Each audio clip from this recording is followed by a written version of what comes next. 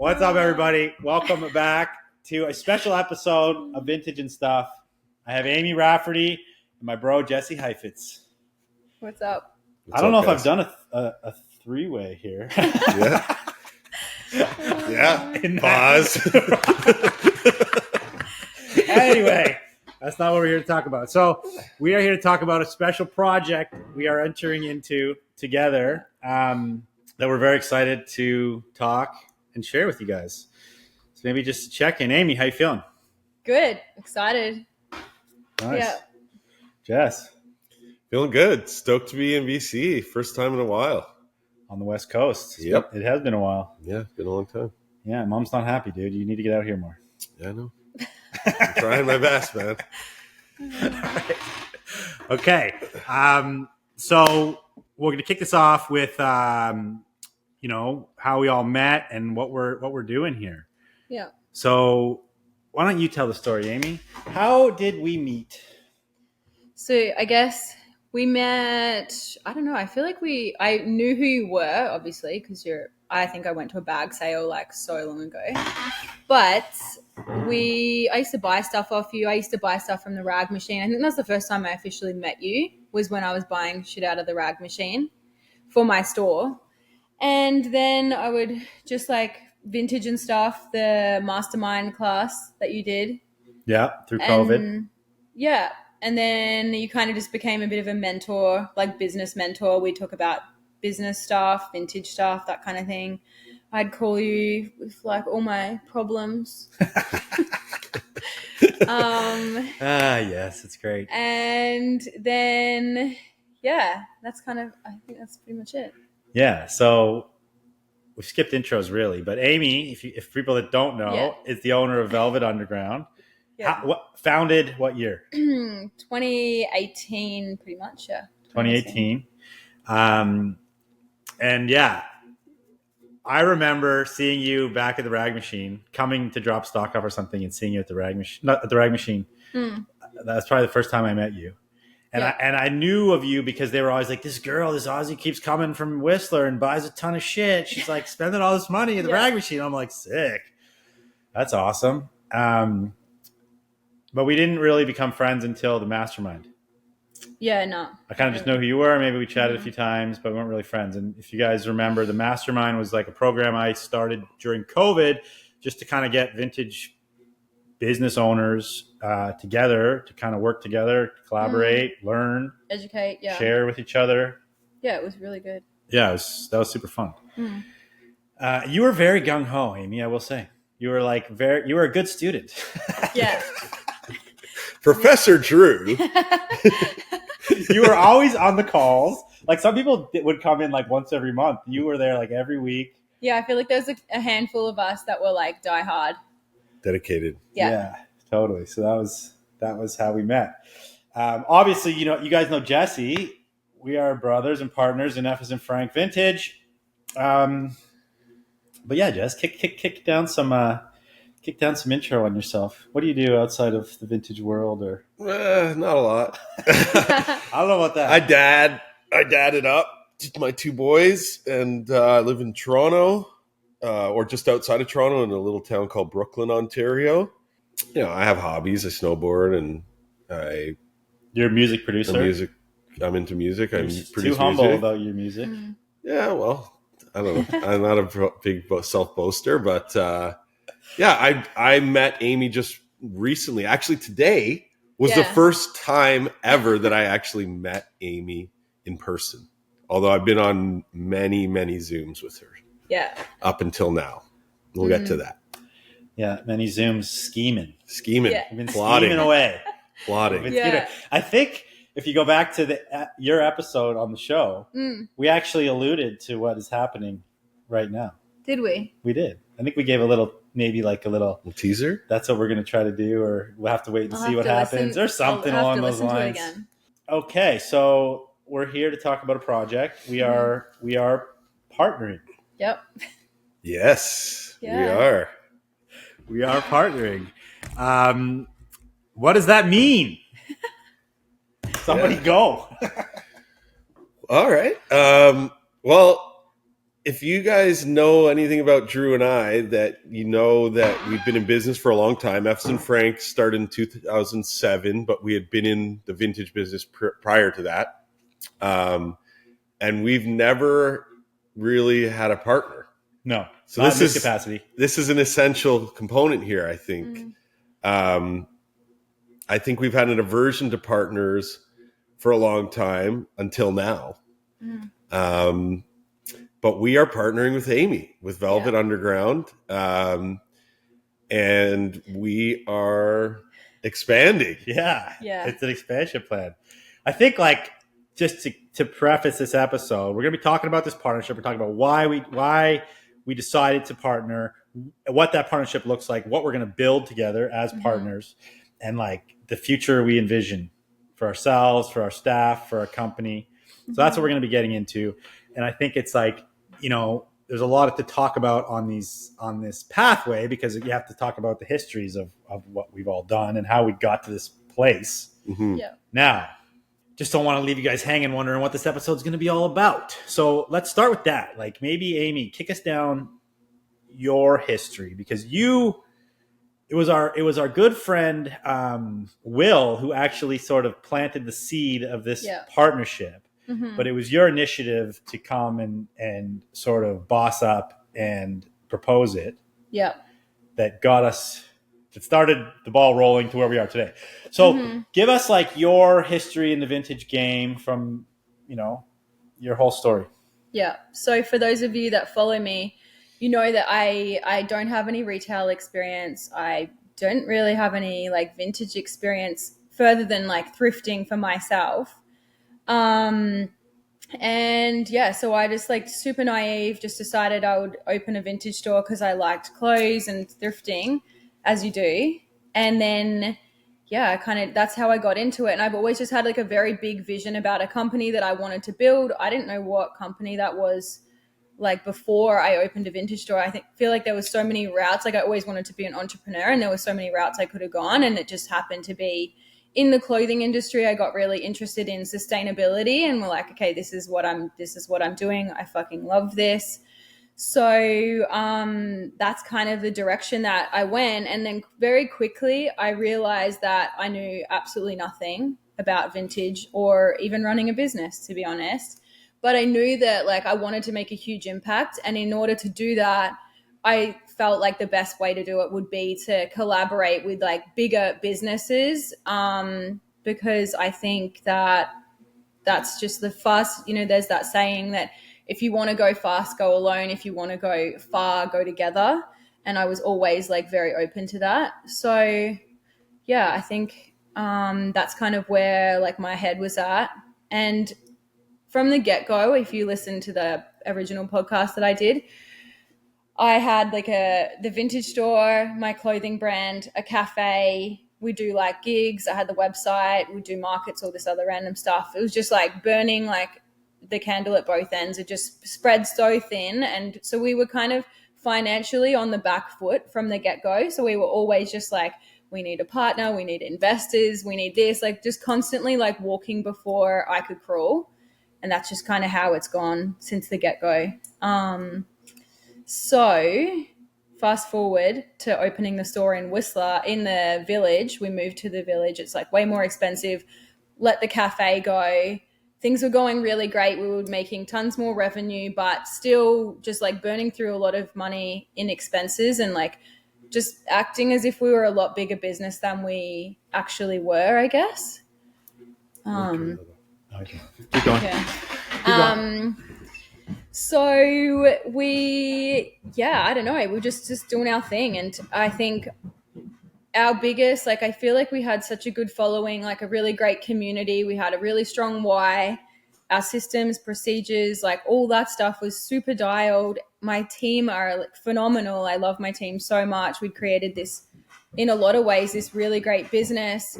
But there were just so many things that I just felt like I was falling short on, like the support, I guess, and the resources to move the business forward, to expand. I always wanted to open like a ton of stores, as many as I could, all over the world, so that we could make the biggest impact on the fashion industry that we could. And so like that was kind of my pain point. Like I was always just felt like I was kind of held back by that. I was like doing all these things right, but the financial resources and the support just wasn't there. And so we were using the same accountant, Will, and he kind of saw, I guess, like you guys can tell your side of it, that a whole or like a pain point for you was more about like operational, like staff, merchandising, creating like an experience in the brick and mortar stores. And that's what we were doing kind of well, I thought, or like people said. I'm like, make that, you can decide that for yourself if you come to the store, I guess. But yeah, so he kind of was like, I don't know, this makes sense. It seems like a very synergistic partnership. Yeah. So if you don't know, Will is our bookkeeper. Yeah. And is also Amy's bookkeeper. So he kind of bridged that gap. Thank you, Will. Mm-hmm. Yeah, and he's our snowboarding Whistler bookkeeper with long, flowy, luscious hair. Good guy, Will. Shout out, Will. Shout out, Will. So, you guys probably know a lot about the F as in Frank history, but we'll kick you down some more history there. Jess, let's dive back to the early days. Maybe start with the Whistler days. 2007. Okay, I was living in Toronto. I just started dating my wife, and mother of my 2 kids.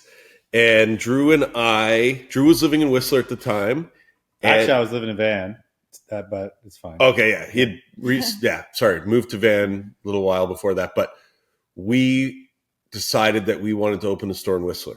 So 2007, fall of 2007, it's like, it would have been like right now, like we were building the store. Yeah, totally.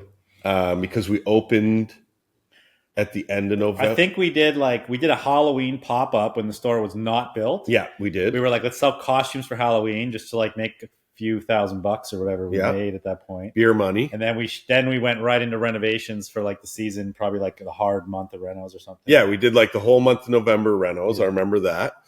And we built it all ourselves right in the village. Well, the village, right? Yeah, it was on Main Street. For anybody who remembers, it was on Main Street right beside Splitsburg. The Circle. Yeah, between the Circle and Splits. Yeah. And that was when we were into vintage like 5 years, maybe 4 years prior to that. But that was when we first opened the store. That was when we coined F as in Frank. That was when like the brand, the name started. Yeah. And we really like had our first store. Yeah. So it's interesting because we're kind of coming for full circle here. We're going to be back in Whistler. Mm-hmm.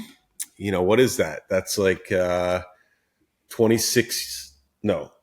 years later. 16 years later. Yeah. And we feel your pain on the Whistler market. It was hard for us back then. It's hard now. One of the most expensive places to run a business in the world. I think. Any resort town has lots of ups and downs, transient population, shoulder seasons with no people. Cost of doing business there can be expensive, but you also have the upside of that, which is like amazing busy seasons, cranking busy seasons. People come from all over the world with pockets full of cash. Yeah. You have like a super upwardly mobile clientele base. You get to go up and ski and check on your store, snowboard. So that's sick. That was sick. We had an amazing condo that first year in Creekside, right? Yeah, Creekside, because our little sister Whitney signed on to manage for the first year when we opened our first F as in Frank, which was awesome. Shout out Whit. And we had an amazing condo there. So we could kind of lots of good times. Come and go as we please. But so like to fast forward, we've obviously had a store in Toronto that's gone now. That closed during COVID. I still get people asking, is that store still there? It's crazy. Same with me. All the time. People come in here and ask if that store's still there. People are like, are you still in Queen? Yeah. That store's been closed since mid-COVID. Not because it wasn't a good business, because we got bought out of our lease because the landlord wanted to take over the space. And we were like, it was COVID. We're like, sure. We still have the store in Vancouver, but you guys probably know that we've been also building Frankie Collective for literally 10 years. Frankie Collective is coming up to its 10-year anniversary like this winter. Mm-hmm. So we've been very focused on that. We've sold that. You guys probably know that because I talk about it on the show. I've talked about it a lot. So we basically built the company, sold it. We were working in the company for a year to kind of like get its feet to move on. And we haven't really announced this either, that we're completely done on our day-to-day involvement with Frankie Collective. Correct, sir. We're involved in some other ways, maybe if they need us, but our day-to-day involvement in Frankie Collective is done, which is crazy. Yeah. Congrats, bud. We did it. So yeah, we sold it in August 2022, and we just did our last day about a week ago. Yeah, week tomorrow. A week tomorrow. So we are done with Frankie. I mean, in that capacity, anyways, like Drew said. Yeah. So the timing of this is kind of like really interesting.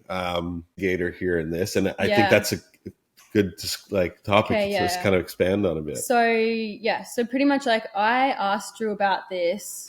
Probably it would have been a year and a half ago, I reckon. I was like, this is my idea. I'm trying to be way more open to these ideas. And obviously we're here now, so like I'm open to it.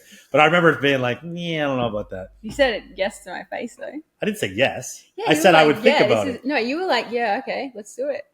I did not say that. There's no fucking way. We'll never know. We'll never know.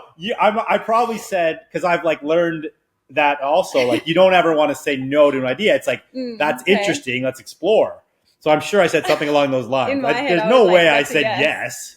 I was like, that's a yes. Well, maybe that was an interpretation, right? Yeah, which is awesome that you just like, you're so gung-ho that you're like, he said yes.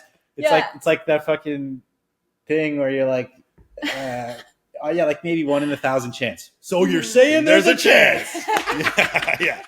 Saying there's a chance. Anyway, continue, Amy. Literally. And so I feel like we've just been back and forth since then, with mostly me pushing it, just being like, we should talk, whatever. We have a couple of meetings, move things forward a little bit. Then I'm like, no, I guess I'm dating, what is the saying? Beating a dead horse. Like, this isn't going anywhere. And then you'd be like, we should talk. And so then I'd be like, oh, okay, maybe there's still hope. And then it kind of just went on like that for a really long time. And then it kind of got to the stage where I think we were having like definitely some more meetings that were like more serious, but it was still just taking a long time. Whistler was just like, we are going through one of the worst dead seasons that we've ever been through, I think. And I now live in Vancouver, so we've kind of increased our expenses in terms of wages. So we were just like literally, like, I'm going to say it straight, we still are hemorrhaging up there. It's just like being in COVID, but instead you don't have any support from the government. You don't have any like lease. We're going to fix that. Yeah, it's shortly. Kind of fucked, to be honest. So I was like kind of holding out for this partnership to happen because and not really taking action on what was going back on in Whistler. And then it got to the stage where I was like, fuck this, we can't hold on any longer. So I decided in my just like, I don't know, on a whim, I was like, I need to open another store because right now I'm taking a wage, like an administrative wage out of the company, and I need to be back in the trenches. So I was like, fuck it. I need to either get another job or I need to create another job. So, and I've always wanted to open more stores. So I was like, okay, I'm either going to get another loan out and then just wind Whistler down, shut the business, or I'm going to get another loan out and open another store, which seems like a kind of stupid idea, but that's how my brain works. So I was like, obviously I'm going to do that. Because like backing down is just like, if I don't feel like I've explored every single option, I'm like, that's just not an option to me. I'd rather go out fighting. So that's what I did. I just decided that.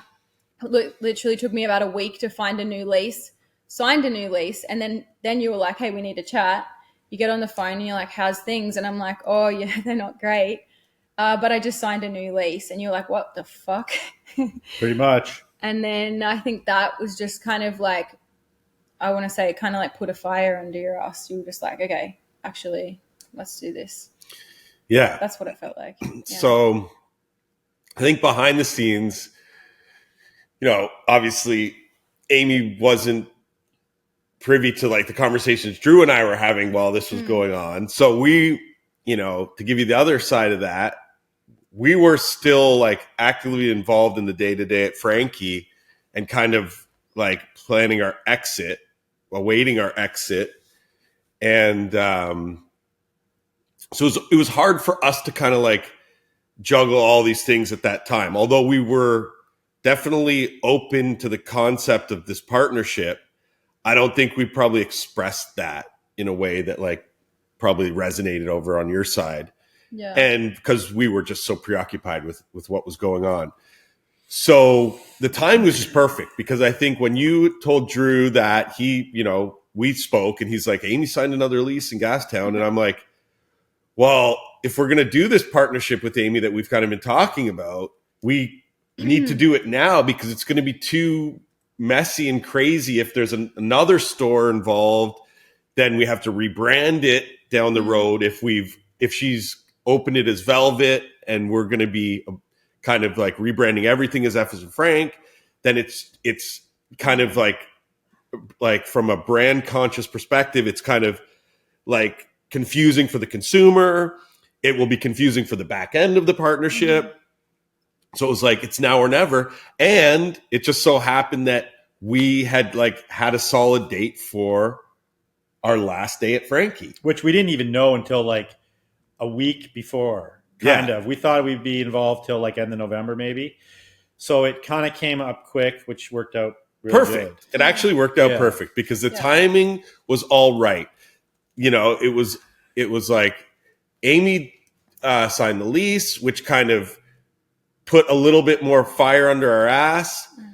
And the Frankie relationship, you know, the working relationship anyways, ended at the perfect time, and it just happened. Yeah.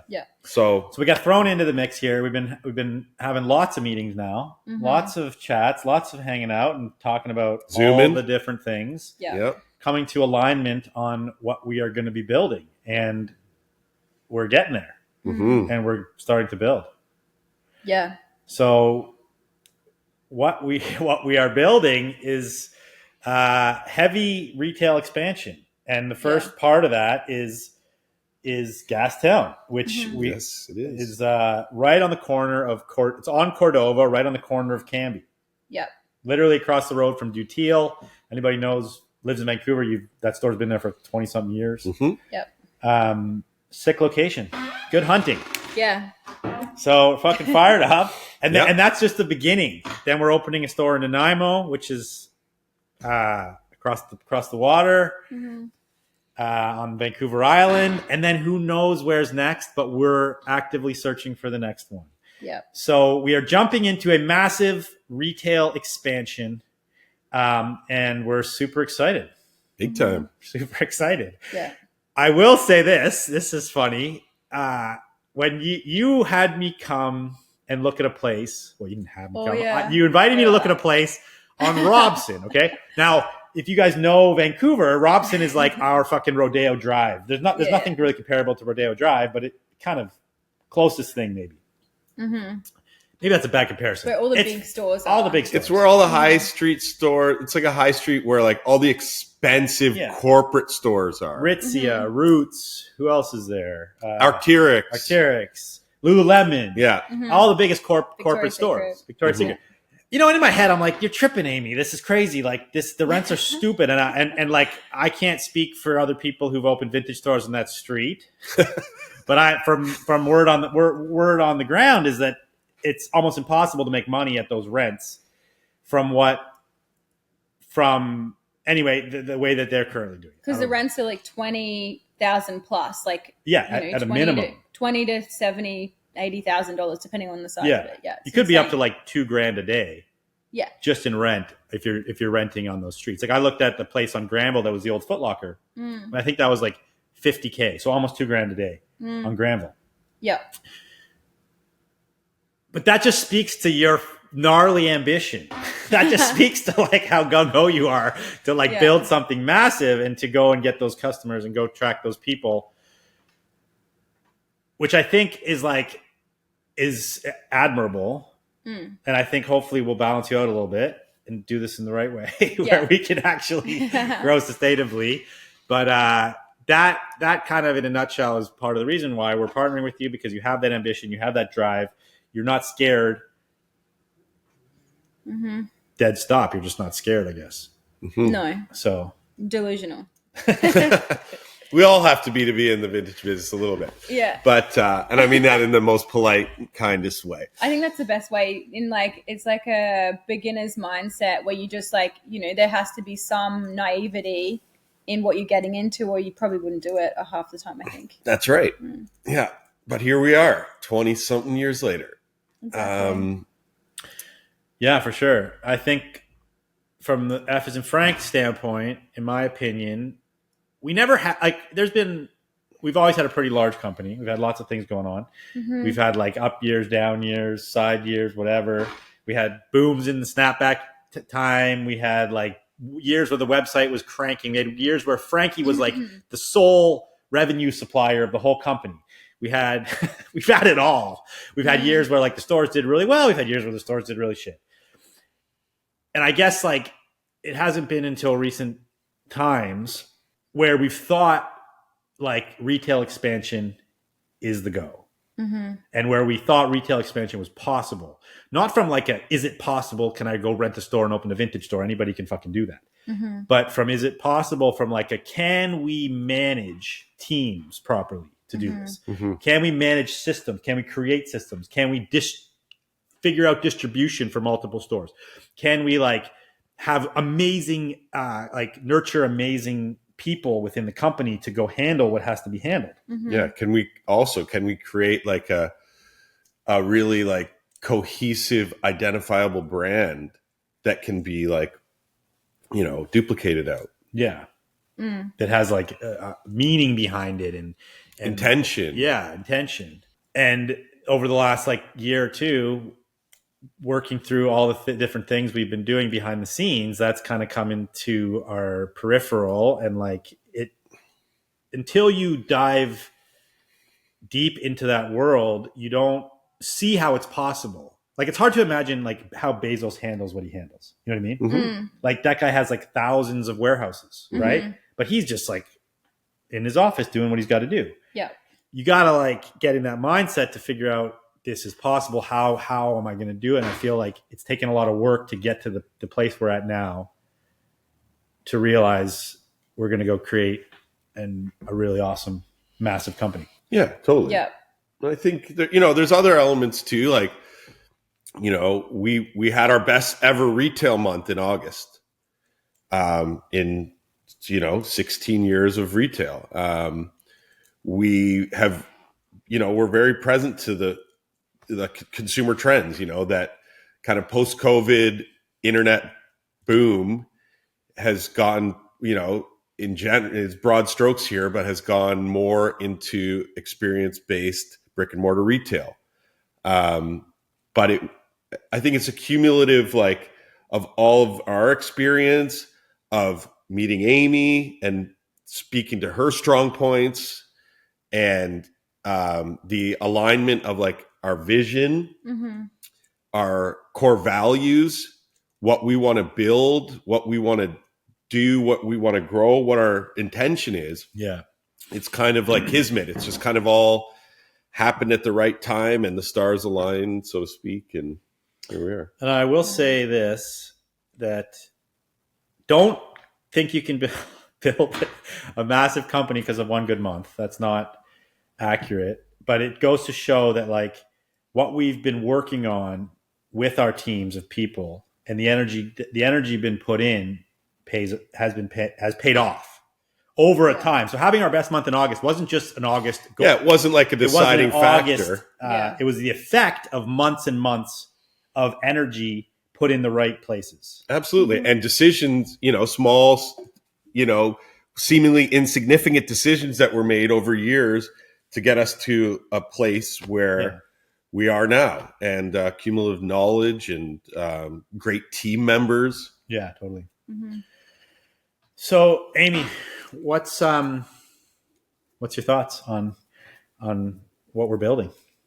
Yeah, I'm super excited about it. I think like one of the like key things that I always remember you saying to me, like back in the day, I don't know, vintage mastermind days, was that the biggest, like the most pivotal point pivotal point of your business was when you and Jesse decided to essentially like split your focus, and like Jesse was focused on buying and you were focused on selling. And that's when like things really took off. And I've always felt like, for me, because I'm just doing it all myself, I have a great team now, but I haven't always had this amazing team. I've had, challenges, a lot of learning. And I've always just felt like I have such huge vision for this company, but I haven't had like the support and like resources to do it. So now with you guys, I think we're all going to be able to focus on different areas, and I just think it's going to be really sick. Same. Yeah. I know. I love that you told me that a couple times. How do you feel about that point? I think it's good. I think we all have strong points. I think it's good for personal development to like work on the things that you want to be good at. But inherently, like if you don't have balance, you're not going to be a good skateboarder probably. So like you could put all your energy of your life into trying to be a great skateboarder, but you might just be a really good something else. And it's like, if you know you're really good at this, it's like, doesn't mean you have to give up skateboarding or trying to do that, but like focus on your strong points. Especially at like, I'm 45, like I'm not 25 anymore where I've like, oh, like life's going on forever. And like, I can just like dick around and like play around. Like, I want to focus on my strong points, and I think that if you've got a great team and you've all got unique strengths and, you got to like what you're doing too. And I enjoy what I'm doing. I think we all do. Focus on your strong points. And I think that's a good way to have a great team. It's like not everyone's going to be the best at everything. Yeah. But if you've got some people with you that are great at certain things, it's like you could do it. Something that Renee from Frankie would say was like, find great people, then find what they're going to do. Don't worry. Like if you find someone great and they're like, I want to work with you, don't even worry about what they're going to do. Just like get them in there and then figure that shit out, because it's more important than having somebody with like, say, said skill set. 100%. It's just important to have somebody who's like really committed, ready to fucking go, great attitude, ready to learn. Big time. We're talking a lot about different things, but I want to talk about like what I see, why we want to partner with you. And then you can say why you want to partner with us. We've kind of roundabout talked about it, but not directly. Yeah. Why don't you go first? We've been talking a lot. Okay.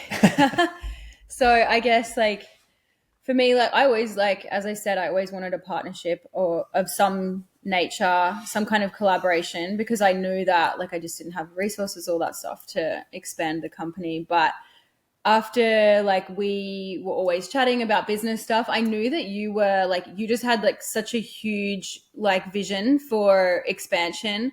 You were a very like can do, like open-minded, like most of the people that I tell my dreams to, or like my vision, whatever goals for the company, they just like, I can just see it in their eyes. They're just like, that's absolutely not happening. You're absolutely like off your face kind of vibes. Like, because most people they don't have like that kind of vision. They can't see that far in front or, beyond what is like potentially possible for them. Whereas I think that I've always just had that mentality of just like anything's possible. So when I am telling that stuff to you, you're not just thinking, well, maybe you are in your head now that you actually said. Well, the Robson store aside, you're like, but I feel like you're still just like, maybe like straight off the bat, you're like, maybe she's a little bit delusional, but I explored even the Robson store because I'm like, who knows? Maybe there's something here that I'm missing. Like, totally, maybe it is possible. And I just think, like I feel for the most part that you really do have that like very big open mind around like business development of like what's possible. So that was definitely one of the biggest things that I thought. And like, obviously you guys have been in the industry pretty much since you were born, essentially. You're born into it because your dad was, hustling at Woodstock and stuff. I'm like, there's so much experience in the vintage industry that I couldn't even get in my lifetime if I tried. So there was that, because I didn't, like, as I said it on a post like not long ago, when I first got into this, I didn't even know what a fucking single stitch t-shirt was. So like none of you guys out there did. Don't lie. Yeah, I'm gonna be honest. So yeah, that was kind of like I just knew that I really needed, and I think from the very get go as well, like I was very aware of the fact that the sourcing was always going to be an issue. Like, you know, everybody in the vintage industry knows that's one of the hardest things. Like getting into rag yards and like making connections, like that shit's like invaluable. Like, is that the right word, or valuable? Invaluable, yeah. Yeah, like you can't put a price on it because it's just like those connections you build up over a lifetime. And I knew you guys had that. And I think as the industry evolves, like things, you do have to be pretty nimble with that. Like I think, you know, there's a lot to be said, which I think we can get into in like further other episodes about like sourcing and how we're gonna, because scaling, like I did a what is it, like a competition, like a pitch competition, because way back when I wanted to open this other store in the village was like I don't even know, I think it was like a $30,000 rent, and in my mind I was like, yeah, I got this, I've got to get a $2 million investor, and then I'm gonna be fine. So I was going down that pitch route, like made like the whole, like whatever you call it, a sizzle reel or something, where you like pitch investors and stuff. And the thing that I got pretty far in, and I feel like I did pretty well, but like they were like, how are you going to scale this? And I think the sourcing is always the thing that holds you back, because it's just like very volatile the way you get stock. So I think you guys have just got such like, you know, whenever I'm at the rag yard, if I post a video, I'm like, oh fuck, am I going to get kicked out? Whereas like you guys would never get kicked out. You're so ingrained into that side of things now. And we never post videos from the rag house either. I have. Yeah. No, that's a good point. And we'll talk more about like our plans for sourcing in the future, but we got to keep something secret because Can't give it all the farm on the first date. But yeah, you know, you're right. We have a lot of things we've learned over the years, like our knowledge of the clothing, our knowledge of like the supply chain, our knowledge of, just also connections, like you say.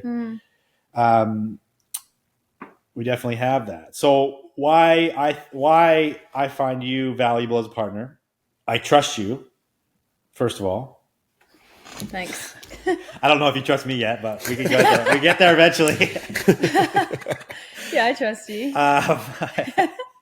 So that trust is important. Yeah. But beyond that, you have crazy hustle. You work harder than most people I've ever known, maybe anybody I've ever known. You know, and me and Jesse, like we're not naive to our shortcomings. We're in that world, not the hustle part, but in the like, we also have families. So we have like commitments outside of work that I think sometimes hold us back from like going all in on certain things. And, you know, we realize like we need another leg here. We need another partner that can realize some of this action. Right. And beyond that, you are very focused on personal development. Again, that's something more, you're more focused on personal development than anybody else I know as well. And that's why we talk a lot, because I can like share things with you on personal development that like most people will be like, Drew, what the fuck are you talking about? Me included. No, just kidding.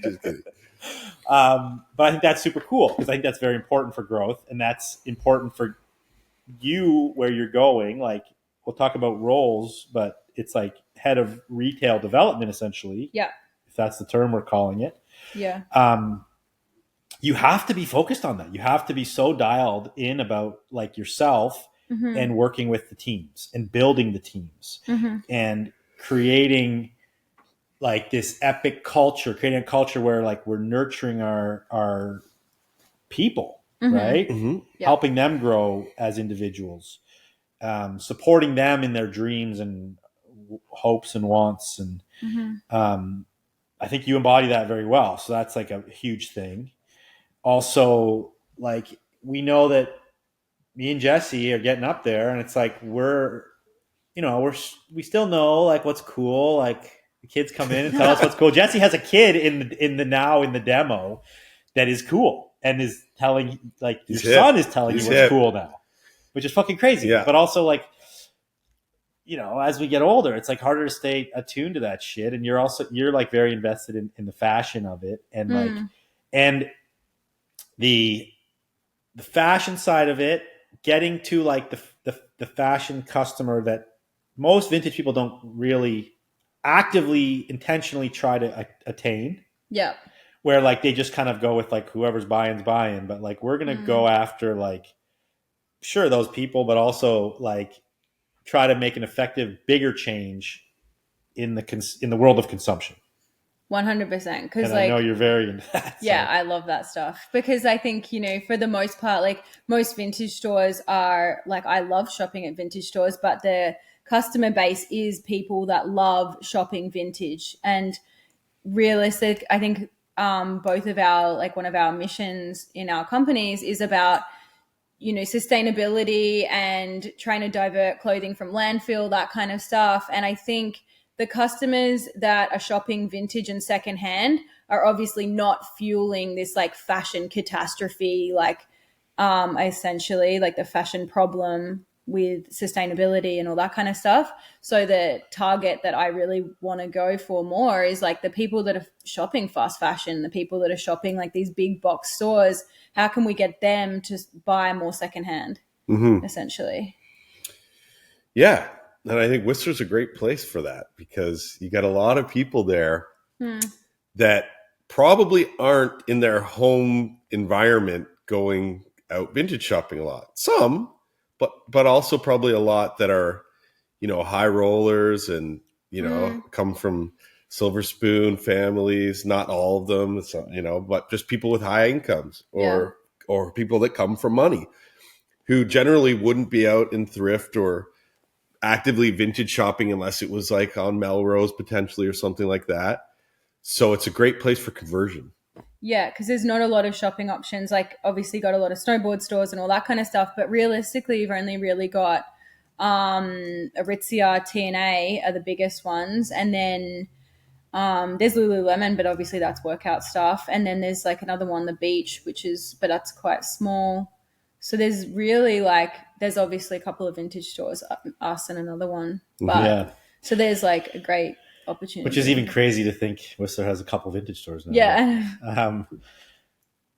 So I mean, we're obviously we have big plans to appeal to like a wide variety, but essentially the big change in the industry is created by getting those people out of the other stores and into our store, right? And how do you do that? Like, there's obviously lots of things you can do. We're going to try many different things, I guess, but it's also just by getting big enough to a point where like you're available to more people, right? Like having enough geographically. Stores. Yeah.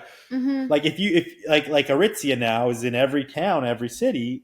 If you're an Aritzia person, you can find one, right? It's like if you're going to be an F and Frank person, one day you'll be able to find one really close to you, because that's the mission, right? Yeah, because that's the thing. Like I think the secondhand industry is made up of so many small businesses, which is amazing. But the problem is like these it's the capitalist world that we live in. These big corporations rule everything because they've got the marketing power, the buying power, the convenience that we as like individual small businesses could never compete with. So like finding a way to get to that size and collaborating with all these small businesses to kind of, I guess, join forces to go up against these corporations. I guess that's essentially the long goal, which is kind of crazy, but you know. It's okay. Lofty goals. We haven't like thought the whole plan is not written yet. We're still in the development of the plan. Yeah. There are many facets to the plan though. Yeah. And you got to take the tips and tricks from those companies too, right? Like utilize what they've already built and use it in ours. And we have our own challenges in the vintage world, which is like a big one is the fucking supply chain. And then up until recently, you had the challenge of the perception of used clothing was a challenge. Like there's many challenges that are still apparent, but we're willing to go there. There's so many clothes out there. Like there's like enough clothes on the planet to clothe like I think 6 generations or something like that. So yeah. That's crazy. We need to slow this shit down. Yeah, that's the why we wanted to partner together. Obviously the where, like we said, we're coming at you in Gastown. We have the Main Street location still, the Whistler location, the Nanaimo location. We're sitting here in the Squamish location. Mm-hmm. Super exciting expansion in the next few months here. Yep. Big time. Yeah, 5 stores. 5 stores right off the bat. Soon to go to 10. Let's talk our core values quickly. I've talked about this on the show before. I don't know if a lot of you guys have even gone through the exercise of creating core values. What core values are is that they're pillars that you stand your company up to, or you run your company through. Yeah. Is that a good definition? Yeah, definitely. I think everybody should think of core values, not just companies. If you really look at your own core values, it helps you choose the relationships in your life with more intention, which I think is really important. Everybody should do it. Mm-hmm. It's true. So when you're on Tinder, you're like, what are my core values? Is this person living up to them? Yeah. No. Swipe. Yeah. Okay, so I'm going to run you through. This is we just did this exercise with our team, and if you're going to do this for yourself, you want to do this exercise with your team because you can't inherently to have people buy into anything. You want to involve them in those decisions, and also the decision shouldn't come from the top down because nobody wants to just be told what their values are. You want to have the whole team come up with the values so that you're creating. You're creating what they want as well. It's not just what we want, it's what everybody wants. Right? Yeah. Yeah. And I guess it depends. If you're creating your core values in a company that already exists with a team that's already there, then you should collaborate on it. I think when I did mine, it was mostly just me, really. And then I brought people in. Yeah. Yeah. And then you have to also run your decisions of does this potential employee, if you've already established the core values for the company, then that's in our hiring process. That's in the hiring process. That's a decision that is made and cross-referenced via the values. Does this person embody or will stand for our core values? Yeah. And also in the review process. So every quarter you kind of go through and you talk about those and how they are embodying them and do they still feel good? And I think core values can change. When you do your big quarterly or yearly meetings, you kind of review it and go does this still feel like what we're about? Yeah. But for the most part, you want to get them pretty dialed, so you don't have to change them. But what we came up with as F as in Frank was growth, for one. And what does that mean to us? It's it's not just growth of the company, although that is important because without growth of the company, you can't have growth of the people within the company. Yeah. And I've had this issue with staff before where they're like, why do you need to grow? Why are you so focused on growth? Can't we just stay the way we are? And you're like, well, if you're staying where you are, you're actually going backwards. Yeah. Because the world around you is growing. So growth for us means growth of the people within the company. Personal development, like we've talked about all the fucking time, is growth. Growth of the whole project, creating something for people to go somewhere, creating opportunities. Yeah. And essentially I look at it creating our own economy from something that is doing good. Right? Yeah, it's creating impact. Growth equals impact, I think. So that's one of ours. One of ours was innovation, and this. Sure, just constantly thinking about your next move. Trying to be obviously we're working within the confines of the fashion industry currently, and so pushing fashion, innovating with fashion. How can we take something old and make it new again? Frankie, that was one of our innovations. What's a style that's been overlooked that was maybe really niche back in the day that nobody's really tapped into in the vintage world yet? Let's do that. Let's innovate. Let's reimagine this in a unique, creative way. The first movers was something we talked about for that, always being one step ahead of the trends or pushing some fashion thing or a way of selling as well. Not being reactive, but being proactive. Yeah. Because if you're just reacting to the trend, you're late.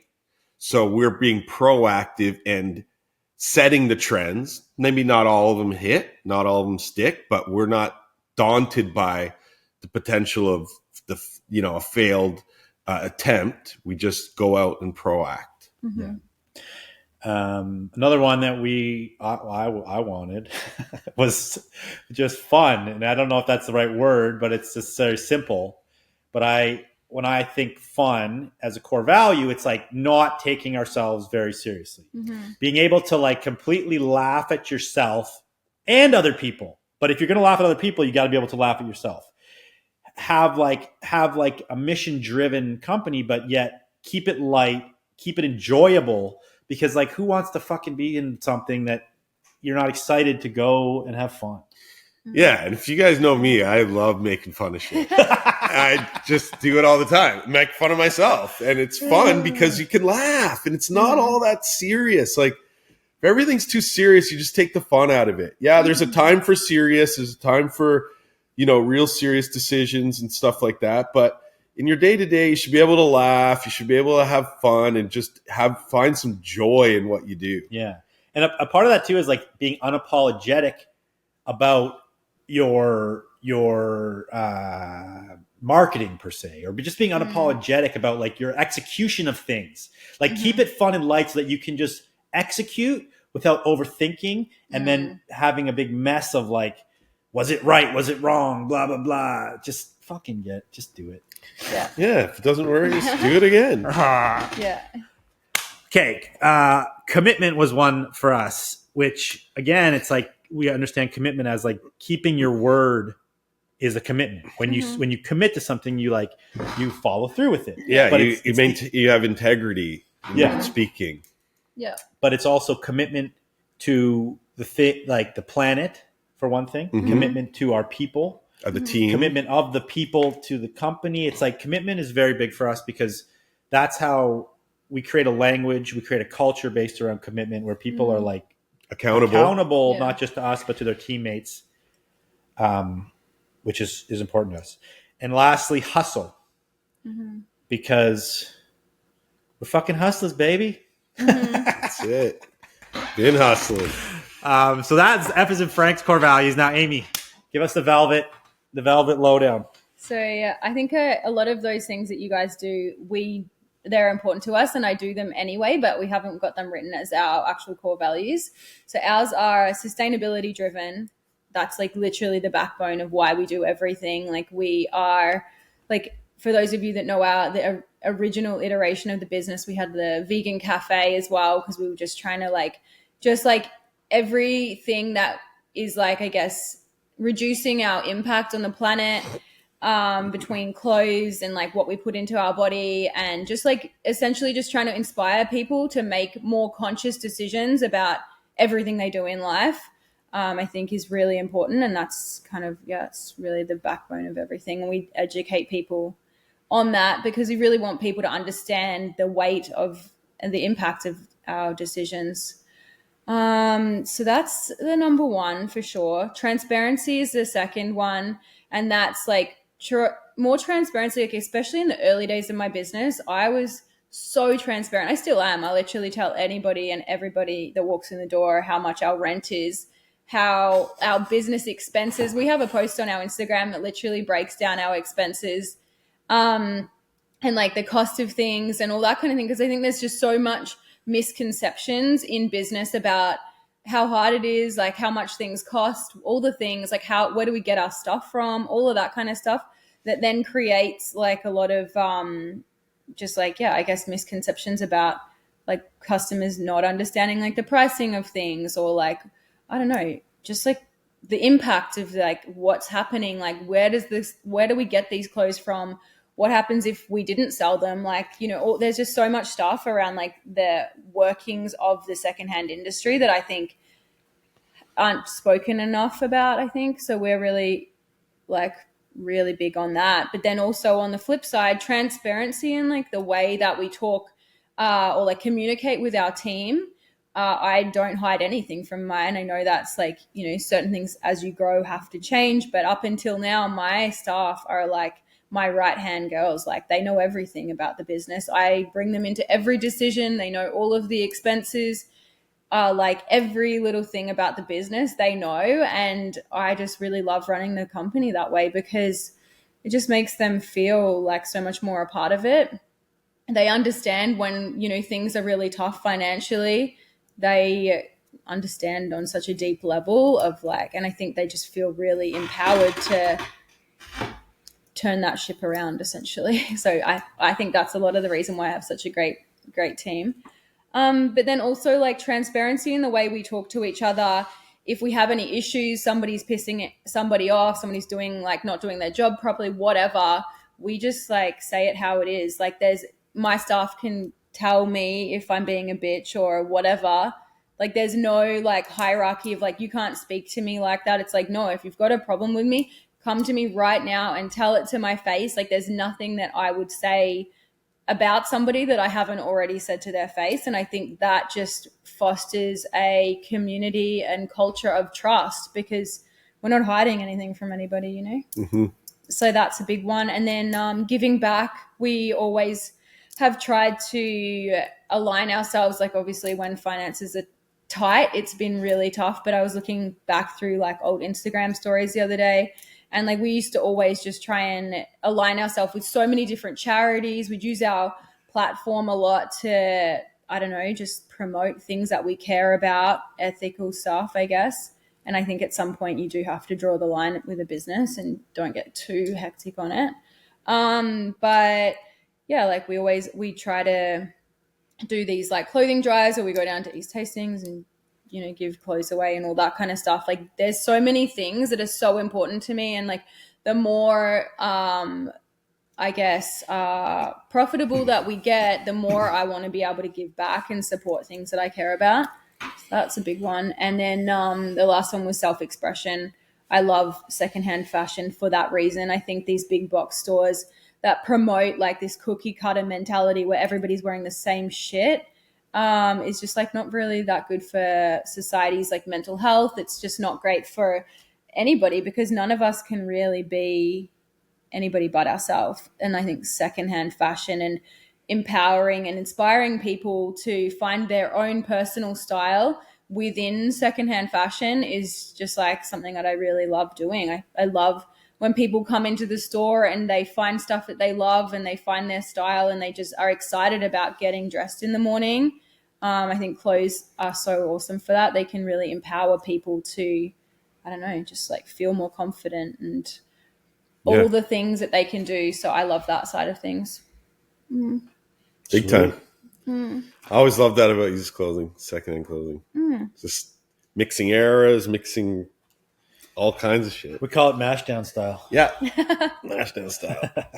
It's great. Yeah, that's awesome. We're going to be diving more deep into like your set of core values, our set of core values, and kind of putting them in a jar, shaking them up and seeing what comes out. Yeah. What are our favorite ones? Because even as like the other day I had a meeting with one of my girls and we do like a goals meeting, like with all my different staff, like their personal goals and core values and stuff. And there was so many that she had that I was like, oh fuck, that's actually one of mine as well. So now I feel like I need to redo mine and figure out what are the most important ones because there's always so many, like when you really think about it. Yeah, it's hard. Like even 5 I think is too many. What we have, I think it should be like 3 or 4. Yeah, you're supposed to. Yeah, and it's like some of them can be mixed in this because you define what that is for the company. But I really do think it's like an exercise for everybody to get involved in and really like, you know, if you guys out there want to build strong teams, like go through these kinds of exercises where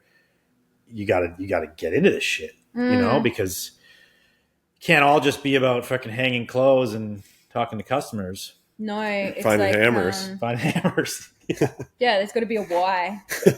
There's got to be a why. Yeah. So you could probably guess where we're going with this. We've dived into all those things that are really important to us as a team here.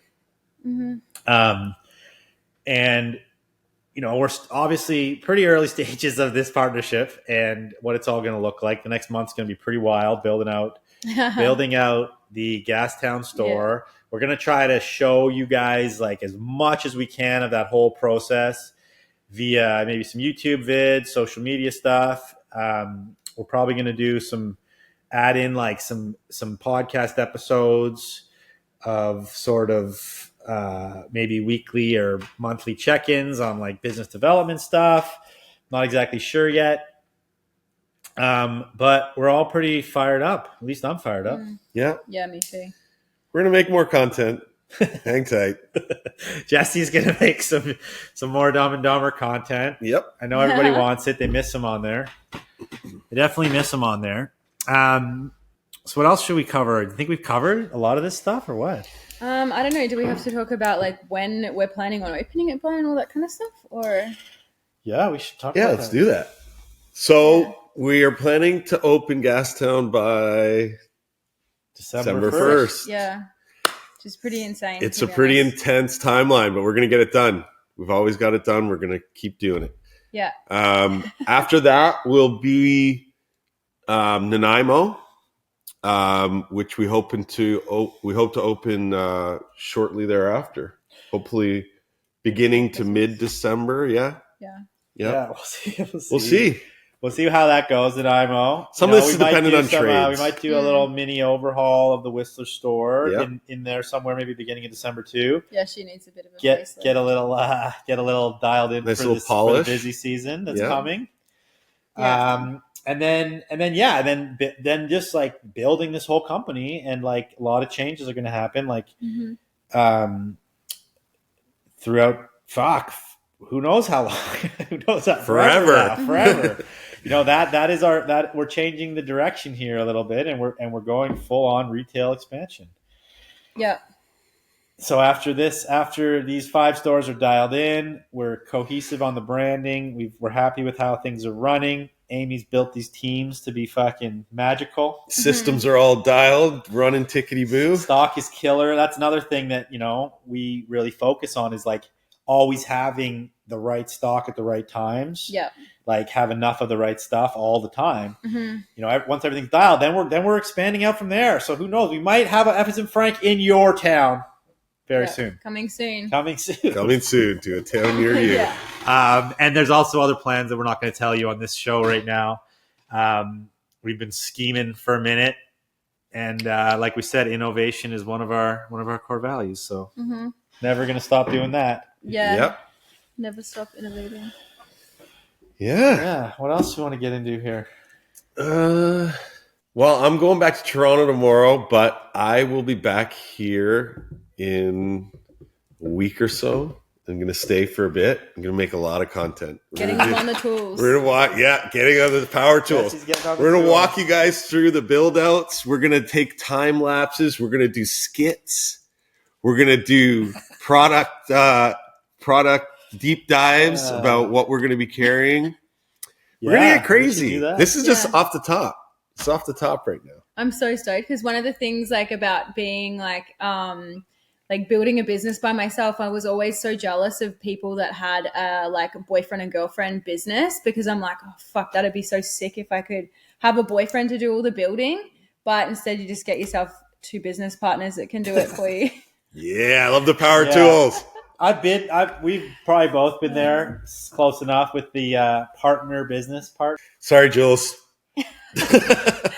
Yeah. Romper's yours. Frank is ours. Yeah, it's hard to draw the line with the business partner.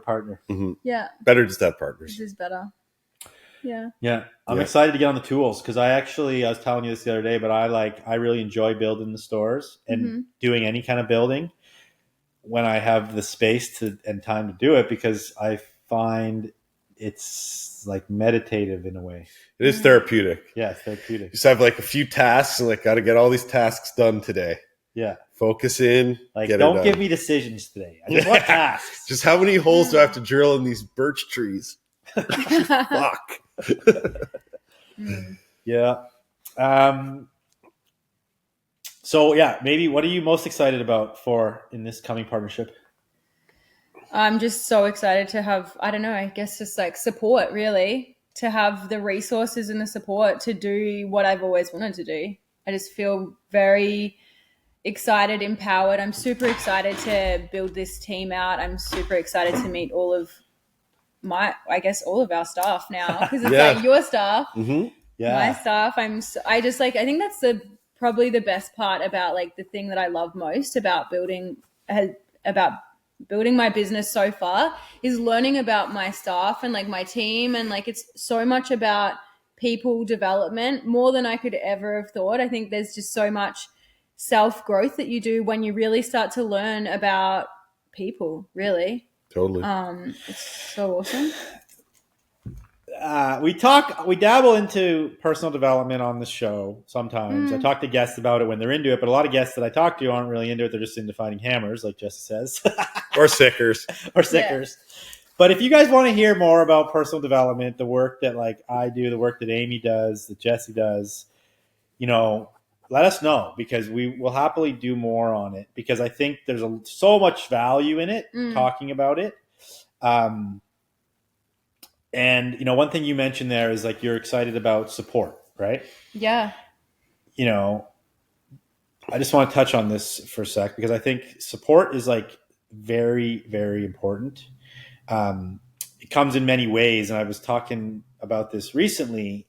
It's kind of like success. Like success is defined by the person who says they're successful, right? Yeah, like you have to define it for yourself. And support is kind of like that. Yeah, like support needs to be defined by the person receiving it. You could think you're being supportive of somebody, but they're not receiving that support in the way that they need to be, right? Yeah, they could be seeing it as like a critique or a judgment or something in another way, right? So you can't define support for the person you're trying to support. Totally. And it's kind of like a love language in that way. Until you like find someone's support language, you don't know what they need. But again, I don't know where I'm going with this, but you have to like offer up what you need to be supported. But I guess what I was saying is that I think it's very important. And you obviously didn't have the support you needed up until this point. Potentially you had support in some ways with people around you, mentors. Yeah. Renee, Joe, you've worked with. Yeah. Will is a support of a sense for fun. But all of them like outside of the business, I think. Nobody inside. Well, like obviously my team, your staff, well, like they're amazing. Yeah. But yeah, just like people that are like, I guess, more invested in the business than even your staff. And I'm so lucky because I have like a phenomenal team. But there's just something to be said about like the people that like own the business, that have got like skin in the game, Totally. And also to have like support from people that have like the experience and like the resources that you need. Because like my staff they can't really lend me money. They try to sometimes. And I'm like, no, this isn't how Is that all you think of us? Just here to lend you money, Amy? Yeah. You know what I'm super stoked for is like, I'm super stoked to like see these retail stores to their full potential. Yeah. I'm really stoked for that. Like I want to maximize every door that we're going to be opening here soon or that are open already. Yeah, I think we've now had a taste of that recently, right? It's like putting energy in the right places for a certain amount of time and then starting to reap the rewards of that energy. And it's not a quick process. No. You can't expect to like flip your store around in a month. This is like months and months of like trial and error, making changes that take time. But like, don't ever think you've hit the roof of your potential in your retail, because it's pretty hard to do that, I would say. Like maybe like some of these places like Aritzia, where they're like, every little teeny inch of the store has to be for this or that. And they have a system so dialed, they're maxing out what they can do. But even them, I've heard like they'll have stock hiccups, which fuck their max potential. So it's like, there's always room for growth in that. Like you think you've hit the roof, I would call bullshit on that. Like, yeah, we haven't hit the roof yet. No, not even close. Not even close. So just want to see how high we can take this puppy. Yeah. Yeah. Super stoked. That's awesome. Yeah. I what am I excited for? I'm excited for, I'm excited to even get more focused now in our roles. Cause like your role that you're kind of stepping into, which is retail development, right? I've sort of been like but also marketing, also sales, also web, also I've basically been encompassing like the front end. So now I can like focus more other parts, which would be like, I don't exactly know how it's going to The play out back yet. end data analysis, Yeah. like all that kind of stuff. More heavy on marketing, maybe more planning, more, I'm going to work with you on retail too, but now it's like there's parts of that I can relinquish and focus in other places, right? Yeah, totally. So I think Again, that's really cool. Hyper focusing on like our strengths, on things that really excite us, the things that we're good at, things that, light us up, and going ham.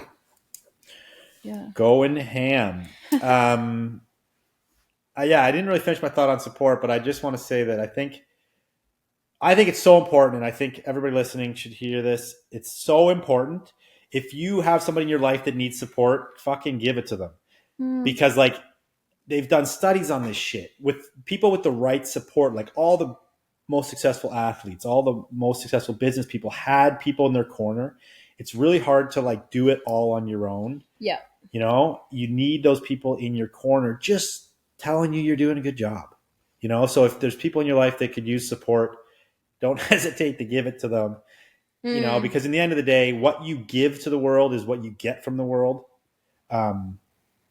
So we're here to give support. Yeah. All right. And it doesn't take a lot to tell someone that, they're doing a great job. It doesn't take anything away from you. So, give the love. Totally. Yeah. I think for me, because I have had this business by myself for so long, and obviously, as you can probably tell by my accent, I'm not from here. So I don't have family New and Zealand? stuff. Yeah. No, England.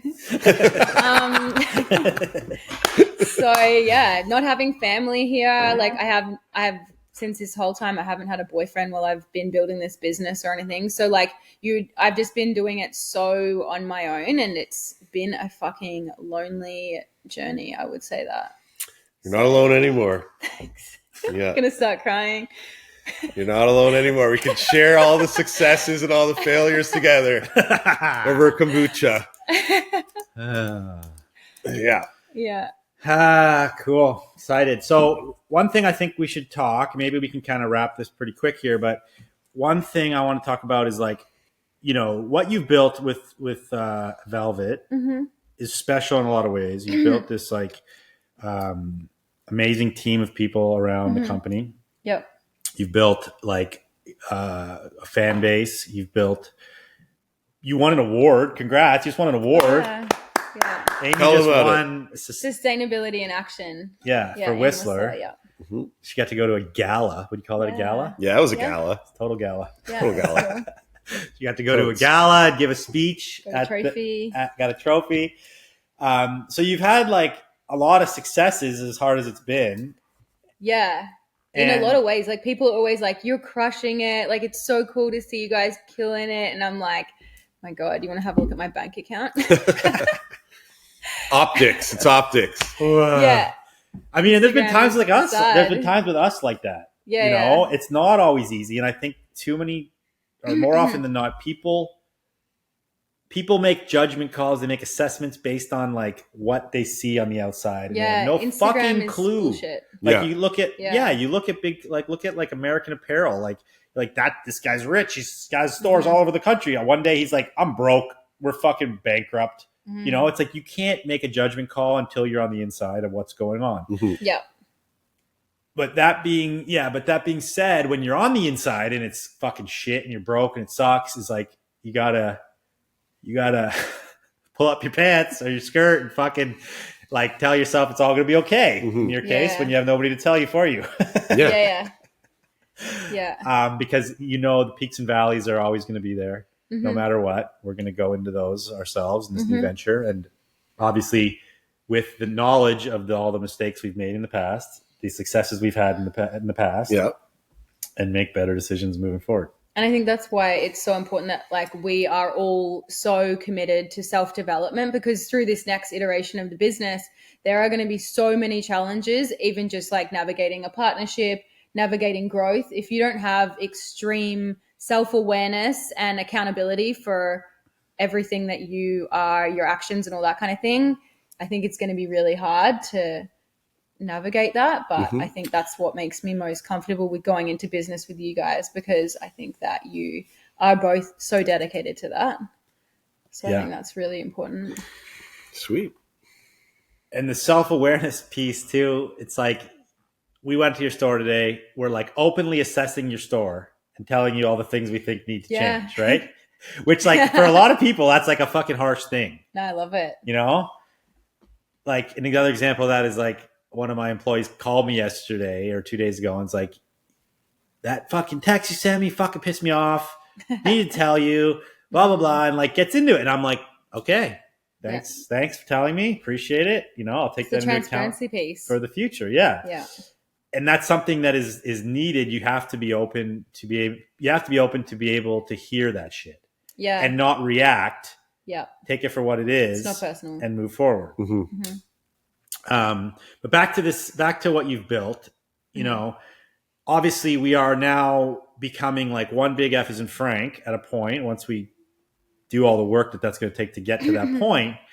But we're embodying the soul of Velvet and what you've kind of built over the years. And I know that's like, this is a funky position for you to be in. And like, there's been a lot of talk back and forth about this. So why don't you you know, I want you to be fully expressed for people who've listened for the whole hour here and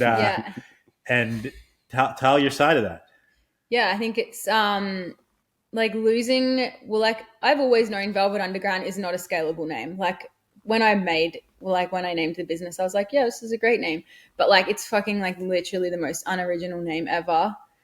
People that don't know that it's a band, which is crazy that some people don't know it's a band, think it's a sick name. And I'm like, yeah, thanks. Like thought of it myself.